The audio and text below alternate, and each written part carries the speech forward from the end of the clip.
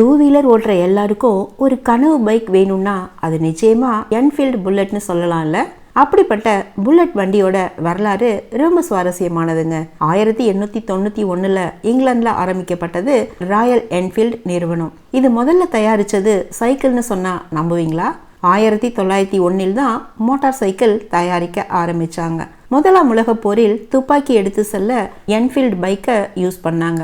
அதை பார்த்துட்டு இந்திய ராணுவத்துக்கு பைக் தேவைப்பட சென்னையில ஒரு தொழிற்சாலை அமைக்கப்பட்டது. அதன் பின்னர் மக்களிடம் பிரபலமானது புல்லட். ஆனா 70களில் புதிய வாகனங்களின் வருகையால் என்ஃபீல்டு விற்பனை சரிய தொடங்கியது. இங்கிலாந்து தொழிற்சாலையை மூடிட்டாங்க. ஆனாலும் தமிழ்நாட்டில் தொடர்ந்து தயாரிக்கப்பட்டது. அதுக்கப்புறம் ஈச்சர் நிறுவனம் என்ஃபீல்டை கையகப்படுத்தி காலத்துக்கேற்ப மாறுதல்கள் செய்து தற்போது இளைஞர்கள் விரும்பும் பைக்கா மாத்திருக்காங்க. தாத்தா காலத்திலேருந்து பேரன் காலம் வரைக்கும் புல்லட் மேல இருக்கிற கிரேஸ் கொஞ்சம் கூட குறையில இல்ல.